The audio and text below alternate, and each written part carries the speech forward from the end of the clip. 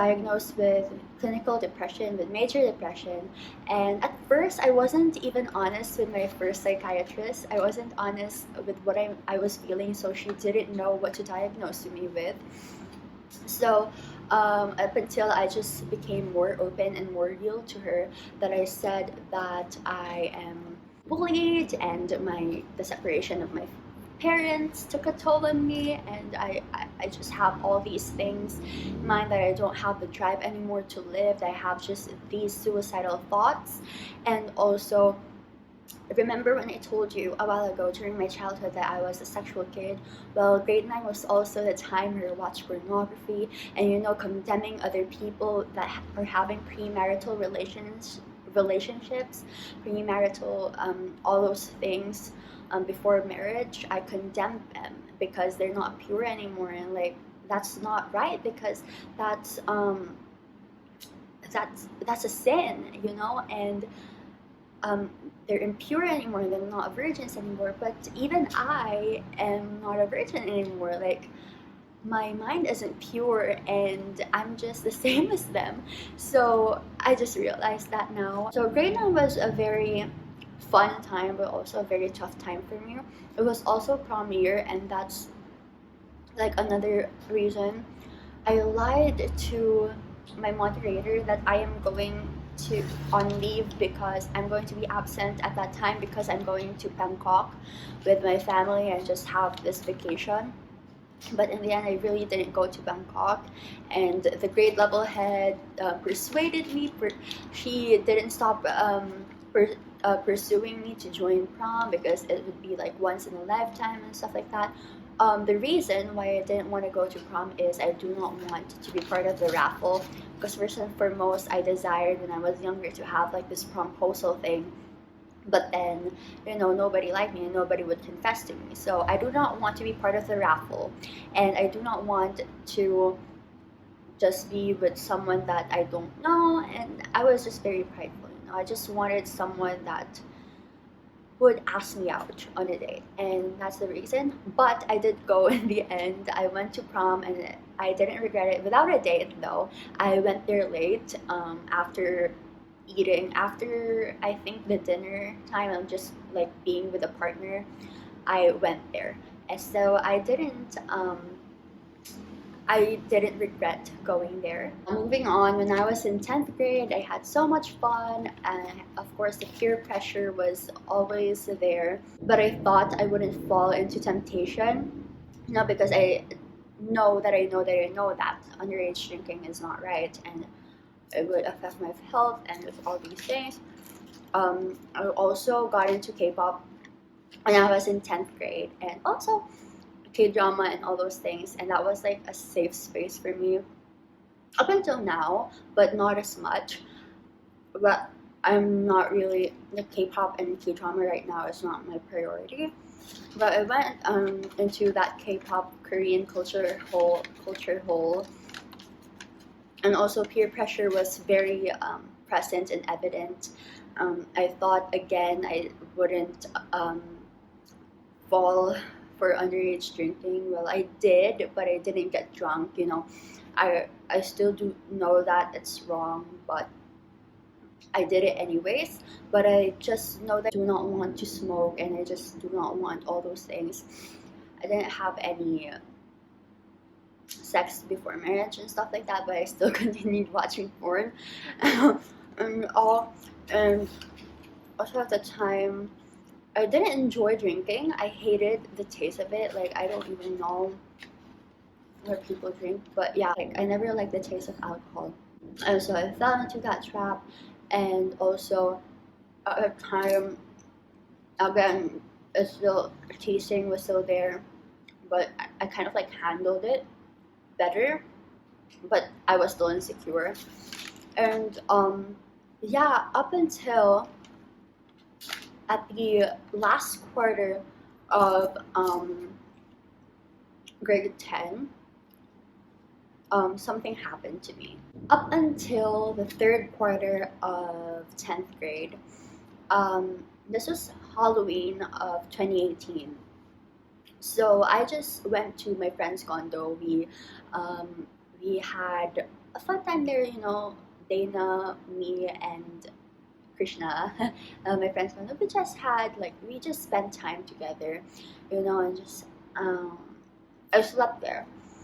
And then going home, you know, I in this whole junior high school duration, I was more outside than inside the house. I spent more time with friends and family because I just rebelled against family. I just thought that being here isn't very fun, and just like I don't even talk to my family whenever we um, eat at dinner time. Like I just go inside and just watch K-pop and K-drama and all of things. And so this Halloween of 2018, like inside my friend's condo, I slept maybe 2 a.m. or 3 a.m. and then my mom picked me up at like 5 or 6 a.m. And then I felt very weak at that time. Um, I thought I would feel better, but then I was absent for a week because I have had like how many times did I go to the hospital just to like have a checkup and what's going on with me. Like my legs were shaky. I felt very nauseous. I just don't feel well, and I didn't take food. I just like food and I were enemies at that time. Um, I didn't like to eat, or if I did want to eat, I just cannot because I would vomit it. I was just feeling weak and weaker and weaker and weaker.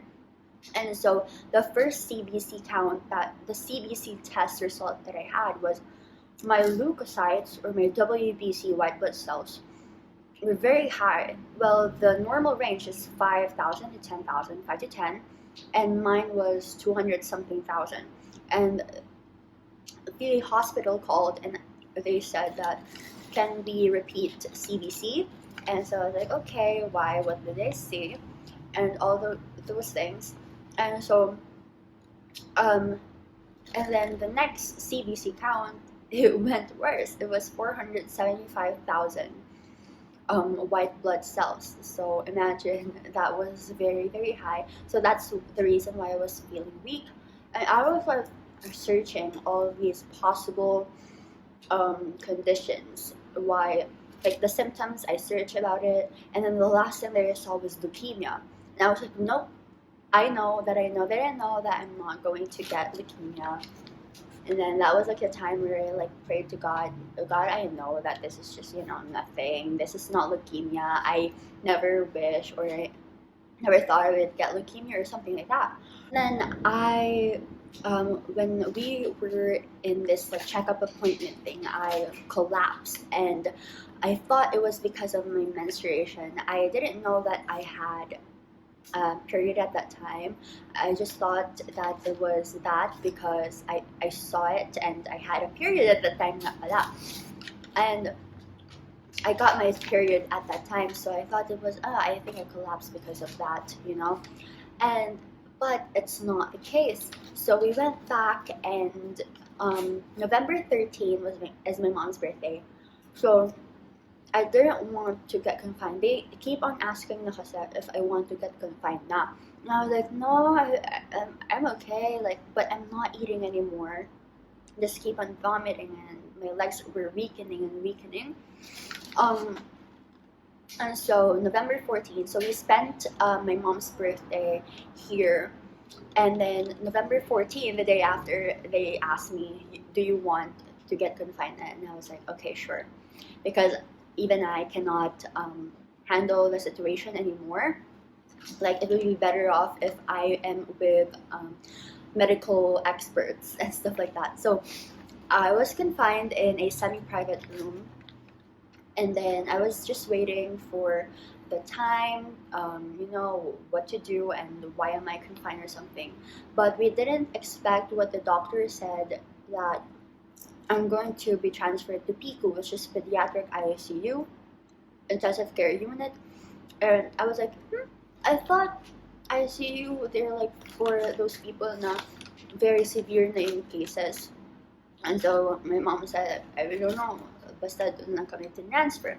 And so I got transferred there, and so I had all these IVs all over me. No, it was very boring in Piku. I was there for 9 days, and that was like the first time I was, oh my gosh, I think my case is very serious maybe, but I just didn't mind and all those things. And then I borrowed my mom's phone because we were looking for a blood donor, like B plus blood donor. Um, I went to her, being the stalker girl, I went to her messenger, and I saw that she told my dad that I might have leukemia. You know, I wasn't that surprised because I also have I've had the feeling also that maybe I have that leukemia. But I just brush it off, maybe not, maybe yes, I don't know. Whatever it is, and then I cannot, um, what do you call this? Yun na yun. Yun na yun. Pero, I was still very hopeful that it wasn't leukemia. And so, being there for 9 days and without any television or something, that was so boring. And then my watcher was mom, and then my dad. My dad got home from work, like abroad. He had to cut his work trip short, and so they just alternated. And of course my siblings visited and all these things. And then I had like my first near-death experience there because my potassium was very low, and I would be shaky. I was shaking, and I really thought, because I really cannot take in food anymore and even tablets, I have to drink like multiple tablets, like huge tablets, every how many minutes. And like those were such horrible days. And then November 21, 2018 was the time where I got diagnosed officially with acute lymphoblastic leukemia. So I had leukemia. So yeah, leukemia nga talaga yun. Of course, I was crying. I cried, but for 5 minutes. I remember this, that I only cried for a very short period of time because I know that I had leukemia already. So I kind of like accepted it, and I got ALL when I was 15, and then my birthday was the 5th of December, which, so almost 16 now. And so of course they were comforting me.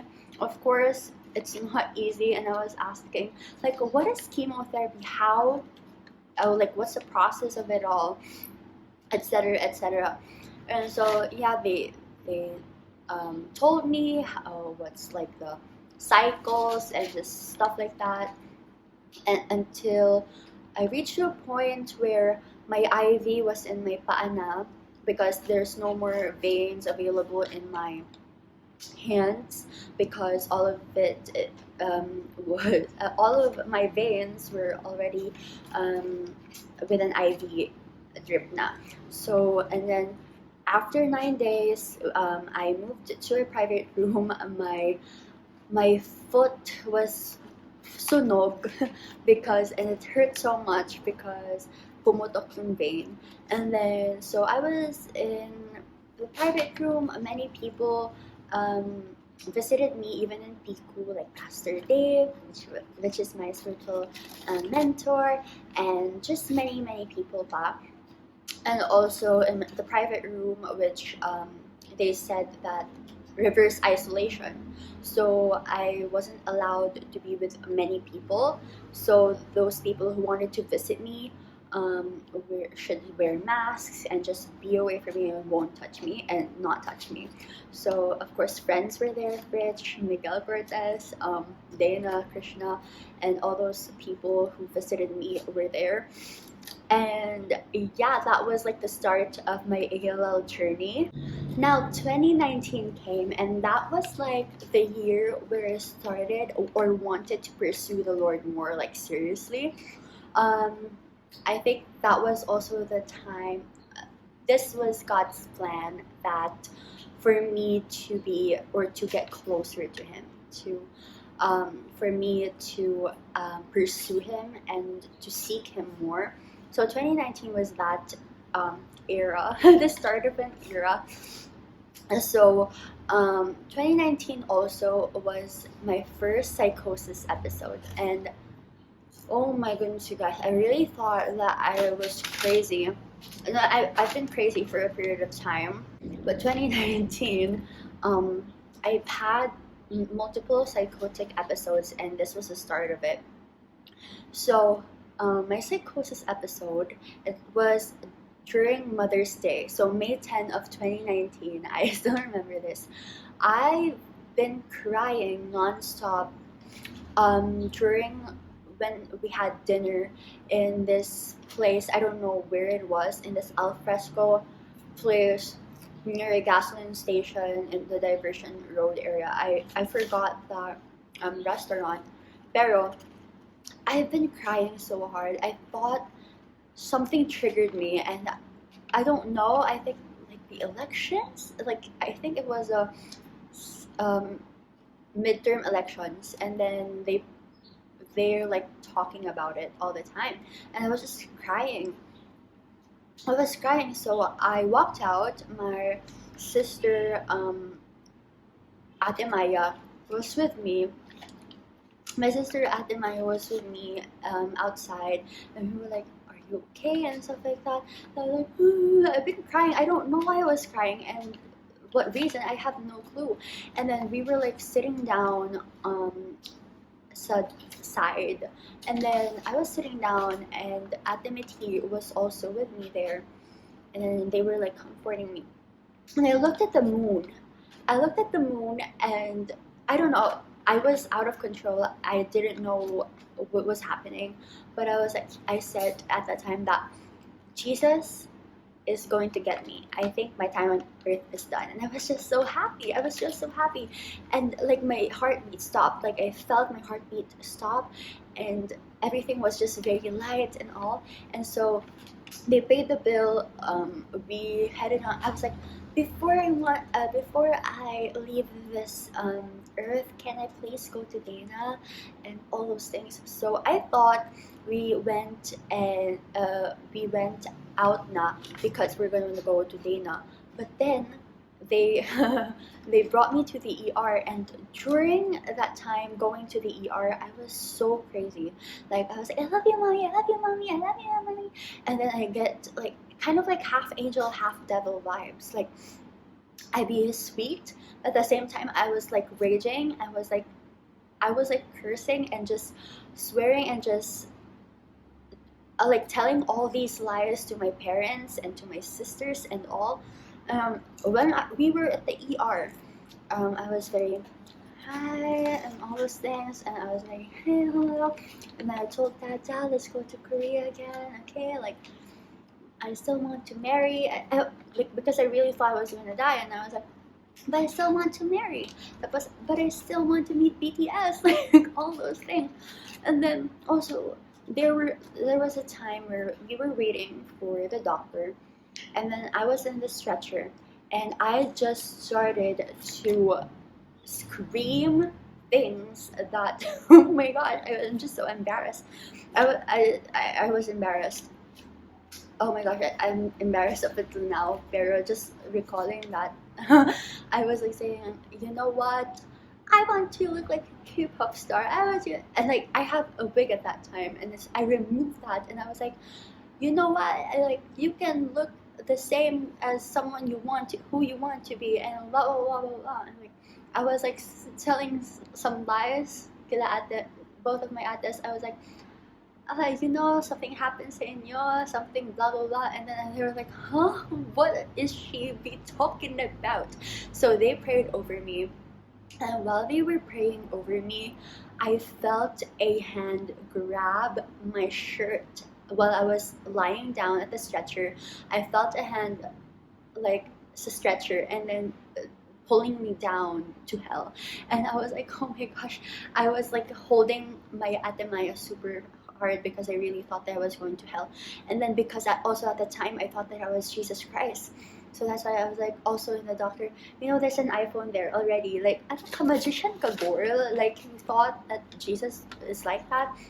Like, Jesus is like that person that would want to change who you are, and like, girl, you're fearfully and wonderfully made, and we were made in his own image and likeness. And so I was continuously pursuing, and that I had the psychosis episode, and it went for weeks, and then to the point that I got confined. My first psychosis episode was the worst. I got confined. Just the dopamine is very high. I thought everyone's my enemy. I thought the whole world knows about me, and it's all about me because I'm Jesus. You know, I even know deep down that I am not Jesus, that I'm like a very chosen person, and I'm like one of his favorites. I think that's like the psychosis episode I have. Like, so I got confined, and I thought like, oh my gosh, sedate me now, because if I wake up after sedation, then the whole world will change. It will be a better place. People will love one another, and like that, those were the desires, and we will become the richest person. I will become the richest person alive, and all those thoughts. So I've had these psychosis episodes and stuff like that, and then it just came to a point where I went to Manila with Ate Maya and my mom, and then we went, and then I've had the psychosis was still there, and then going home, I don't know, but it just felt normal again. Like, I was like, like, why are people not looking at me anymore? Why is the TV not talking to me anymore? Just those things, like, why? Like, I think everything went back to normal.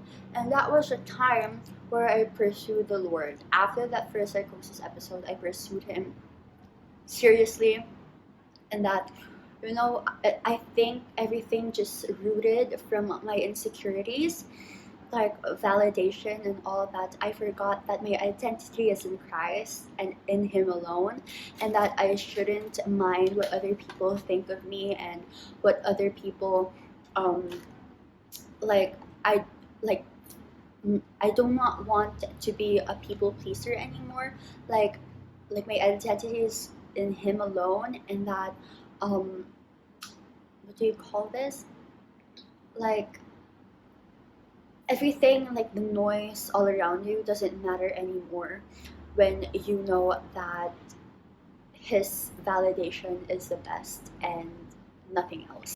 Okay, so I was starting to pursue God, you know, in 2019, and of course I was still very immature in the faith. I was still growing. Up until now, I'm still growing, but I've had this, like, I became more self-righteous, and just this feeling of, what do you call this, I was very religious, you know, like, because Jesus is a relational God, and he is not like the religious type of God.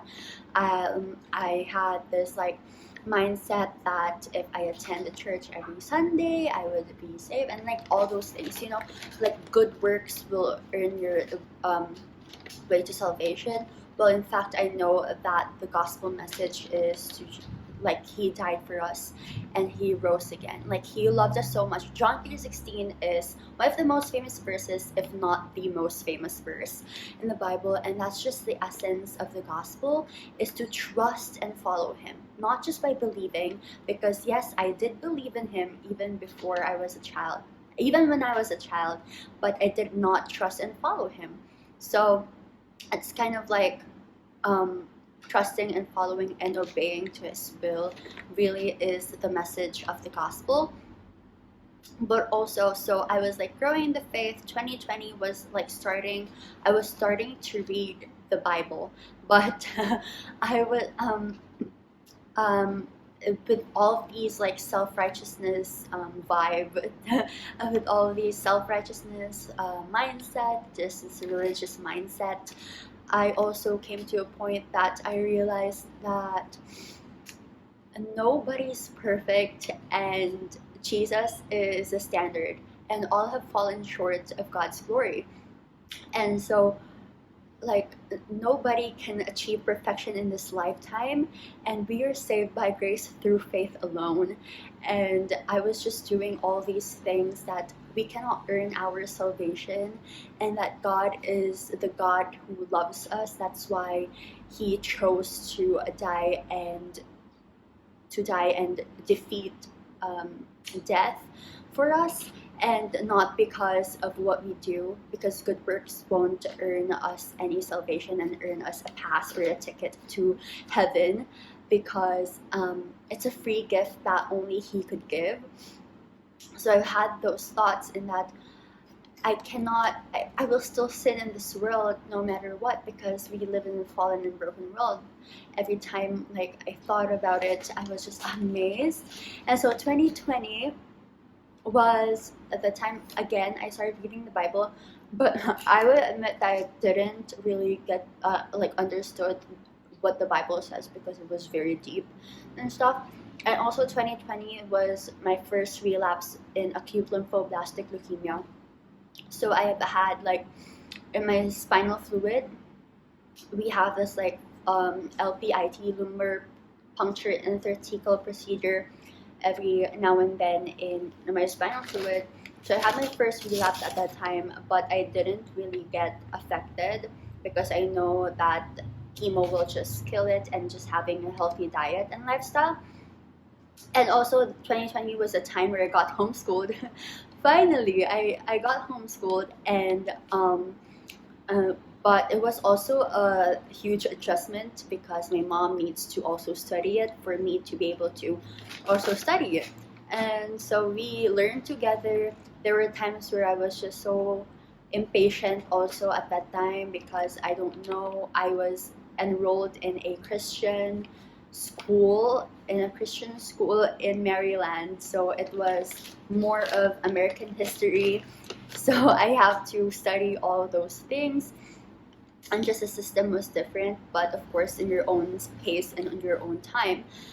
So that was 2020, and 2020 was my second episode, psychosis episode. So that time naman, my psychosis episode was well, all men like me, and all girls are my besties, but they also despise me because all men like me. Like I really felt that. Like even like watching YouTube videos that aren't live anymore, I really thought, oh my gosh, she'd be crying because of me. Oh my gosh, I was so conceited, I was so vain. It was always about me, me, me, me, me. Now human nature is we are selfish. Yes, that is true. We are selfish, we're self-centered, it's just all these things. I know self-care and loving yourself is amazing. That is right, but I think we shouldn't also idolize ourselves more than God and everything. Like, of course it's okay to take care of yourself, of course, because you should love yourself also, but also love your neighbors as yourself. So like I have that mindset and that psychosis episode, and then it lasted for maybe a week or two, and then it stopped again, and then I was sane again. And again, because of those episodes, I became closer to God. Okay, now 2021, it's I would say it was the worst year for me. I've had so much in 2021 that I can't handle it, and just remembering the things that happened was just not it. So 2021, I had my near-death experience, my second near-death experience, and it was because I had my second relapse, and that relapse was not great. So my second relapse in my spinal fluid again.